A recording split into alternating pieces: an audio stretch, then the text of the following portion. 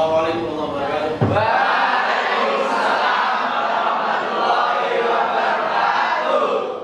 Oke, anak sekalian, gimana kabarnya pagi hari ini? Alhamdulillah, luar biasa, sukses kuliah. Terima kasih, tepuk tangan kita semua.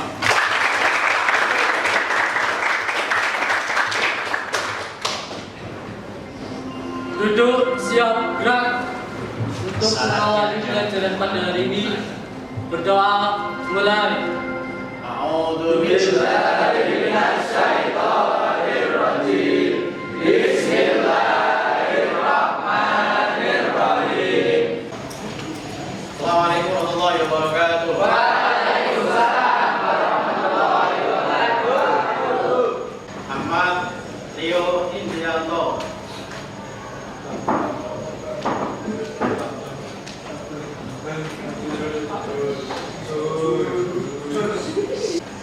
Ambar Seka Aprianto. Yang kalian saksikan di depan ini adalah wujud pengamalan ibadah anak-anak, terutama sholat, yaitu sholat subuh. Alhamdulillah hari ini yang sholat subuh banyak, ya, terbukti dengan warna hijau. Karena yang warna merah berarti tidak sholat. Coba cek alasannya apa, kenapa tidak sholat. Yang pertama, belajar sampai malam.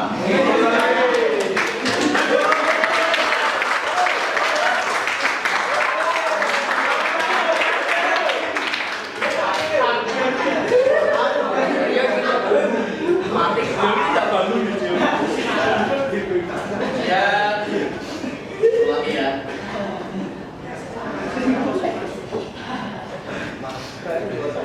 Nah, ini pasti cewek ini. Halangan. Halangannya apa ya?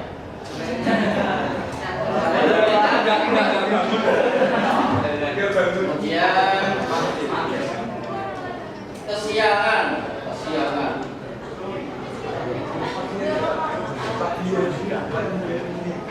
Nah, ini satu lagi, tidak sholat karena tidak ada yang membangunkan.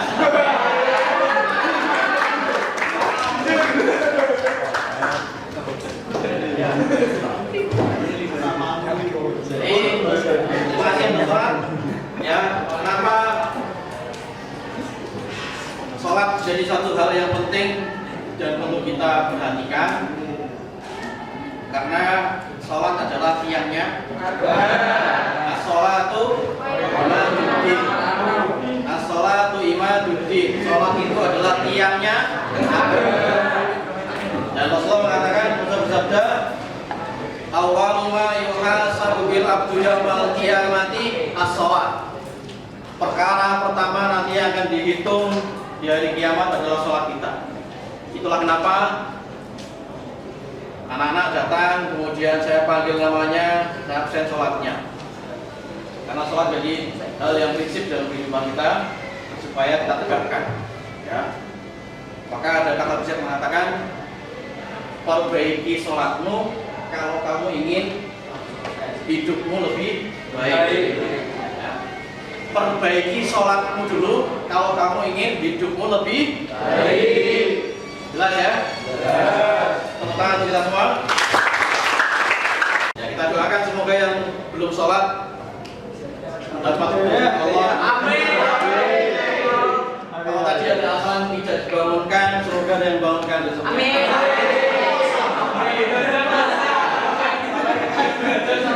Kalau tadi belajar malam ini berarti menyengaja. Ya.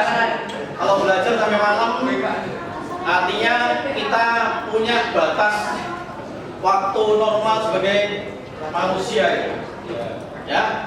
Maka kita perhatikan limit waktu kita untuk belajar adalah jam 10 malam. Kalau jam 10 maka bersiaplah untuk istirahat supaya kita besoknya bisa bangun, sholat subuh dan berangkat ke sekolah. Sudah siap ya? Siap. Yang sholat semoga bisa istiqomah. Yang hari ini tidak sholat semoga besok dan seterusnya bisa lebih baik. Amin.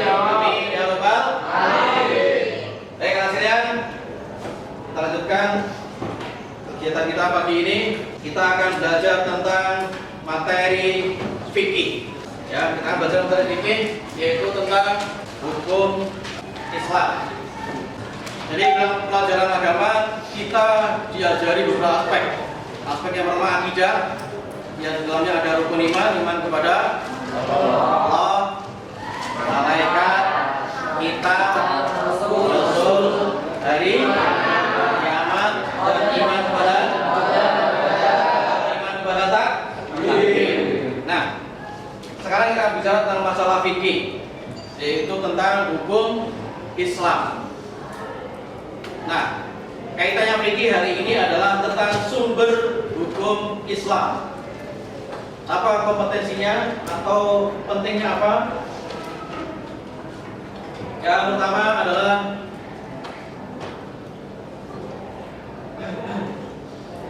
agar kita memahami tentang sumber hukum Islam dari mulai pengertian dan hikmahnya. Kemudian berikutnya agar supaya kita bisa menyebutkan pengertian kedudukan sampai dengan terakhir, yaitu mempersiapkan menerapkan hukum taklifi dalam kehidupan sehari-hari. Ini pentingnya kita belajar sumber hukum Islam. Kemudian yang berikutnya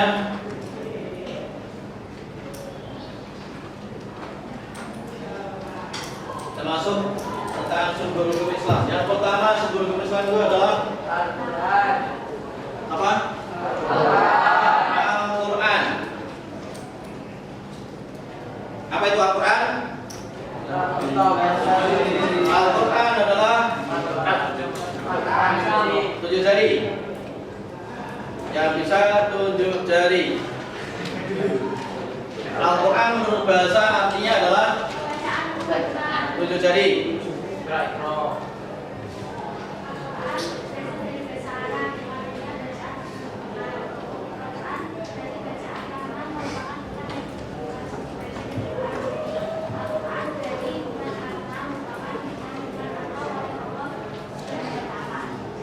Ya. Yang laki-laki, coba untuk bahasa aja. Al-Quran itu artinya apa? Ada untuk bahasa, ada untuk istilah. 7 jari. Lihat saya. 7 jari ya. Yang bisa 7 jari, Mas. Al-Quran menurut apa? Menurut bahasa, Al-Quran adalah Al-Quran menurut bahasa yaitu qara'a, artinya bacaan. Ya. Menurut istilah, mari kita cek.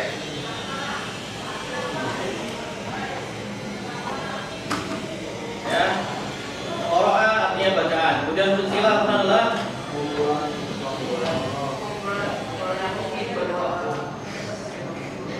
kumpulan wahyu Allah Subhanahu wa taala yang diberikan kepada Nabi Muhammad SAW dengan peraturan malaikat Jibril diimpun dalam sebuah kitab suci menjadi pedoman bagi umat manusia, dan membacanya adalah ibadah. Kemudian yang berikutnya adalah hadis. Apa itu hadis?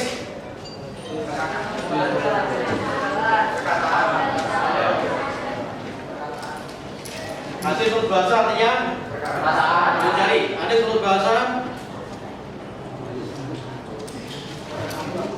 hadis menurut bahasa adalah menurut istilah yaitu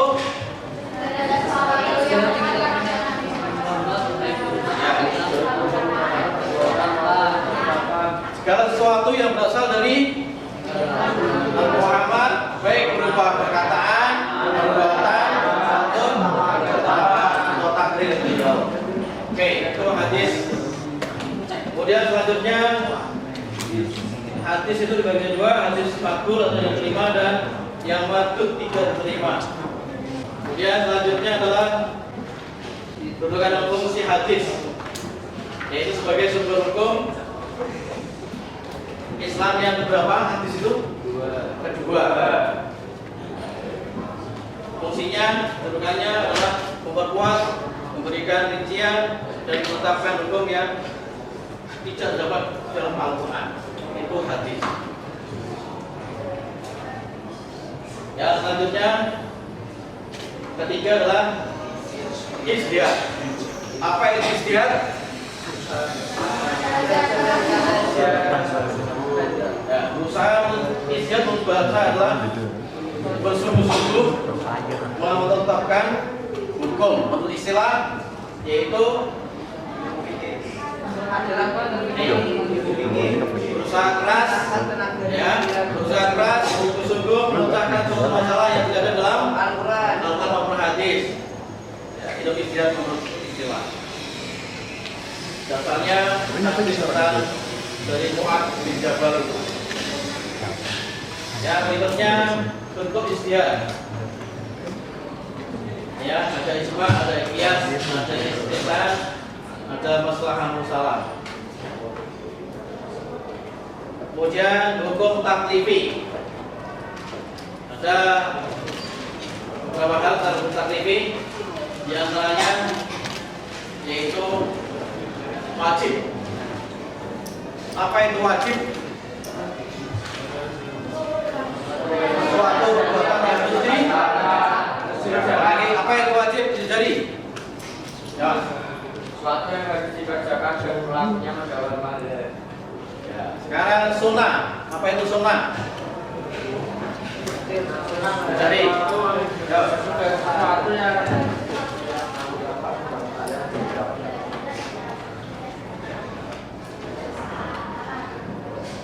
Oke, ada dunia hadis yang lain? Ada yang bisa mendefinisikan hadis yang lain? Selama ini persepsi kita yang namanya sunnah adalah sunnah. ya, lihatnya ke saya. Sunnah adalah Suatu perbuatan apabila dilakukan mendapatkan pahala dan apabila tidak dilakukan tidak apa-apa, tidak mendapatkan dosa. dan tidak dosa. Oke, yang lain. Yang sebelah sini. Sunnah adalah, silakan. Sunnah adalah dari sebelah sini yang belum. Sunnah adalah ya. Adalah suatu perbuatan yang apabila dilakukan mendapatkan pahala dan apabila tidak dilakukan tidak berdosa. Oke, tepuk tangan untuk kita semua. Selama ini persepsi kita kalau sunnah itu kalau dikerjakan dapat pahala, kalau ditinggalkan tidak apa-apa. Sekarang mindsetnya kita rubah. Sunnah itu ketika dikerjakan mendapat pahala, ketika ditinggalkan tidak mendapatkan manfaat atau merugi. Bukan merugi tapi merugi. Jelas ya? Sunnah adalah ketika dikerjakan kita mendapat pahala, dan ketika kita tinggalkan kita rugi atau tidak mendapatkan manfaat. Contohnya apa? Sholat duha. Kalau dikerjakan mendapat pahala kan? Ya. Tapi kalau Anda nggak sholat duha dapat manfaatnya sholat duha ada? Ya. Kita rugi hari itu karena tidak sholat duha. Jadi mindset kita dirubah sekarang. Yang namanya sunnah itu adalah suatu perbuatan atau ibadah yang ketika kita kerjakan akan mendapat pahala, dan ketika kita tinggalkan tidak mendapatkan manfaatnya atau kita rugi. Oke, berikutnya adalah haram. Apa itu haram? Tunjuk jari. Tunjuk jari. Haram adalah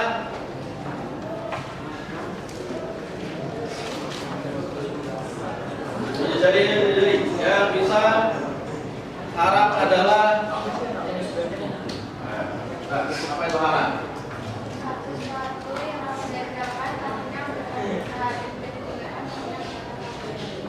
Ya.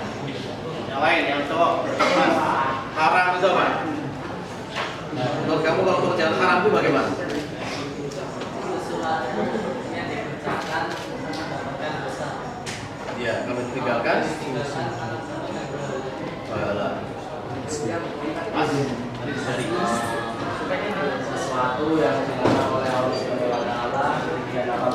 benar akan mendapatkan dosa dan jika tidak dilanggar Bila dilanggar mendapat dosa dilanggar ya. Oke, tepuk tangan kita semua.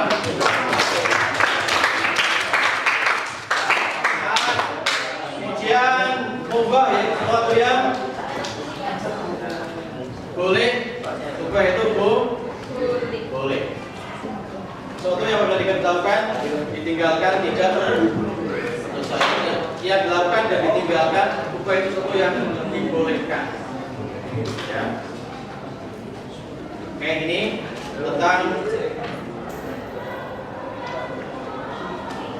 ya itu tentang hukum Islam dari mulai sumber hukum yang pertama tadi apa? Yang kedua adalah yang ketiga adalah saya kira itu untuk melanjutkan kita materi kita pada kesempatan pagi ini. Nanti kalau kalian mendiskusikan materi ini ya, langsung saya bagi kelompok 1 adalah Al-Quran, kelompok 2 hadis, kelompok 3 ijtihad, kemudian kelompok 4 hukum taklifi. Ya, silakan waktunya 15 menit. Dan kalau duduk jalannya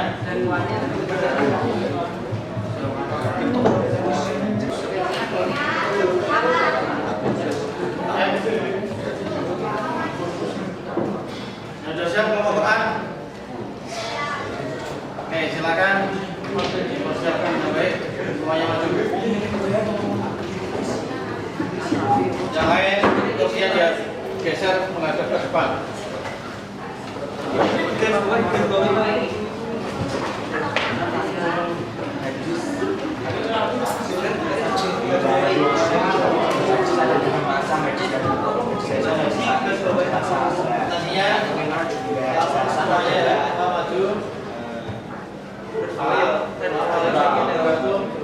Kami dari kelompok 1 dapat materi tentang Al-Quran akan mempresentasikan hasil kami dengan kelompok kami.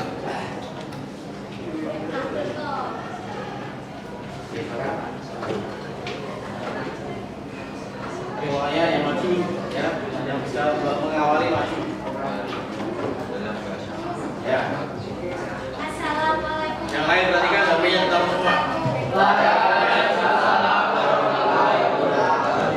Kami dari kelompok 1 kelompok Al-Quran mendapatkan tugas untuk berdiskusi mengenai sumber hukum Al-Quran. Di sini kami akan mempresentasikannya. Al-Quran secara bahasa yaitu Al-Quran yang penting bacaan, kita selalu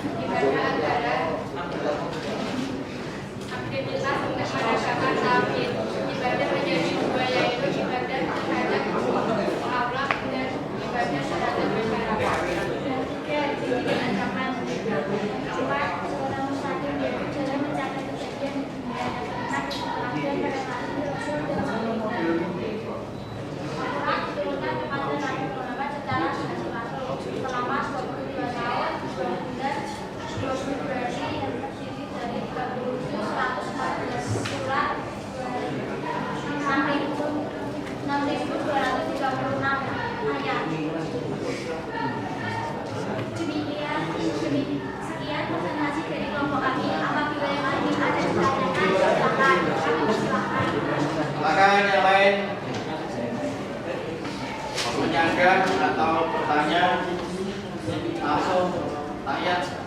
Saya dari kelompok. Dari kelompok 2 silakan bertanya. Tanya lain, silakan dari.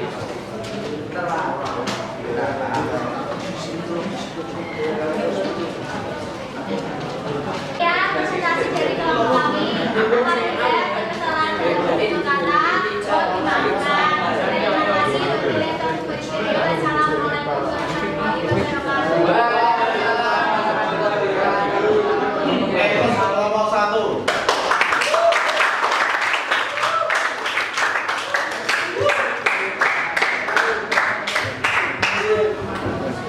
Kita lanjutkan semuanya berdiri.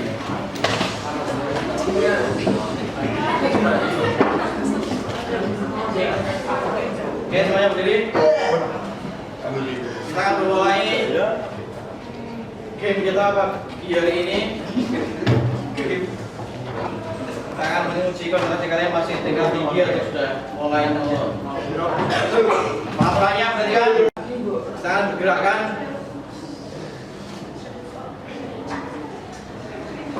Dan lebih cepat lagi. Oke, sekarang turunkan. Tangan kanan diangkat. Oke, gerakan. Putar-putar. Diputar.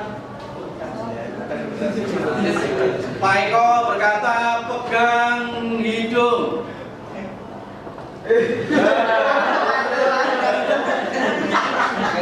Yang salah turun, yang salah duduk, yang merasa salah duduk. Jujur.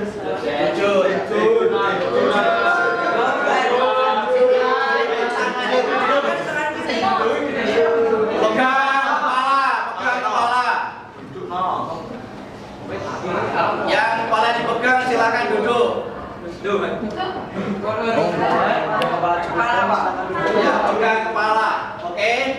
Tadi game dimulai dengan kalimat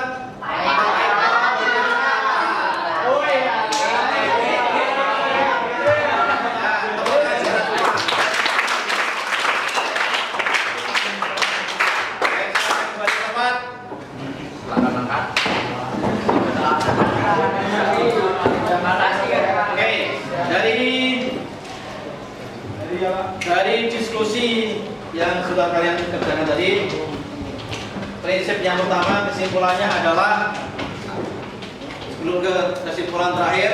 Tadi yang bertanya nama lain Al-Quran, ada yang bertanya di mana Quran diturunkan. Berarti berkaitan dengan Al-Quran. Berarti berkaitan dengan wahyu Allah yang pertama kali diturunkan kepada Nabi. Di mana tempatnya? Itu di mana?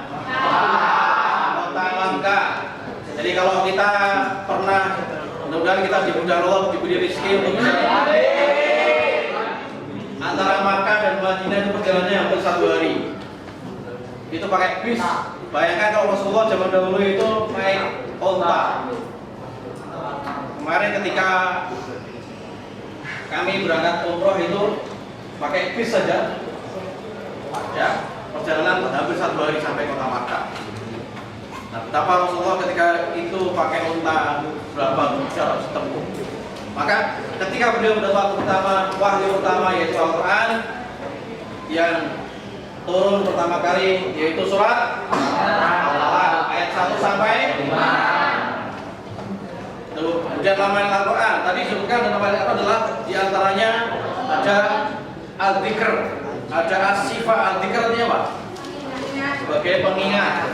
Mengingat kepada siapa? Allah. Kenapa sebagai al-dzikr? Karena kita baca Quran itu bagian dari cara kita ingat kepada Allah. Dengan cara membaca Al-Quran. Rasulullah mengatakan khairukum man ta'allama al-Qur'ana wa sebaik-baik dari kalian adalah yang belajar Al-Quran dan mengajarkannya. Ada nama lain Al-Quran as-sifah. Sebagai obat untuk penyembuh. Ketika kalian sakit hati, sakit hati.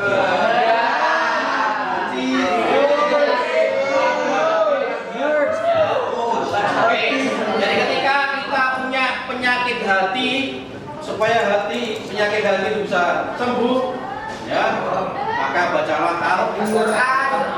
Kemudian tadi ada tentang yang lain, tentang hadis dan lain sebagainya, istihad, kemudian hukum taklifi. Jadi ketika bicara hukum Islam, maka sumber yang pertama adalah Al-Quran. Sumber yang kedua Al-Hadis. Sumber yang ketiga adalah istihad. Istihad itu adalah perbuatannya. Orangnya disebut. Ada yang tahu siapa yang disebut dengan orang yang beristihad itu namanya apa? Oh, siapa?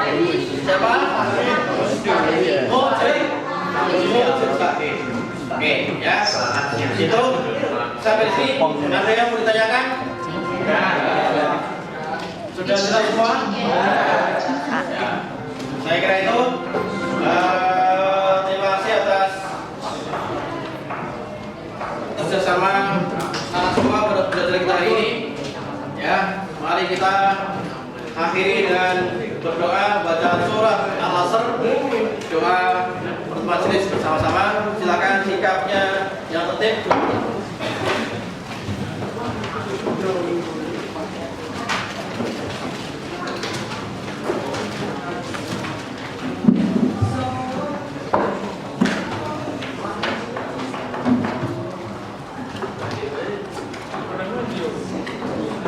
Untuk mengakhiri pembelajaran kita pada kesempatan hari ini, sebelum saya tutup, jangan lupa belajar di rumah. Kemudian tugas yang belum selesai dikerjakan dengan baik, menyalin ayat Al-Qurannya. Kemudian yang belum bisa baca Quran, belajarlah, belajar membaca Al-Quran, supaya kita termasuk orang-orang yang terbaik dan menjadi keluarganya Allah Subhanahu wa Ta'ala. Amin Allahumma. Amin. Mari kita akhiri dengan surat Al-Asr bersama-sama.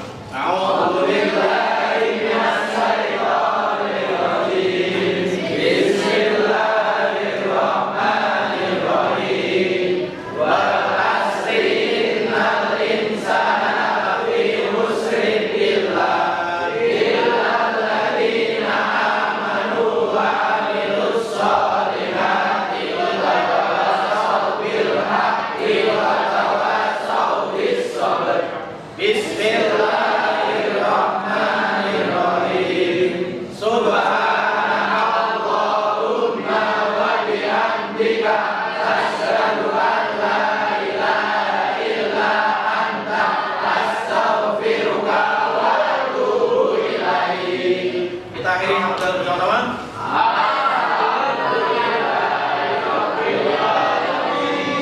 Terima kasih dari saya.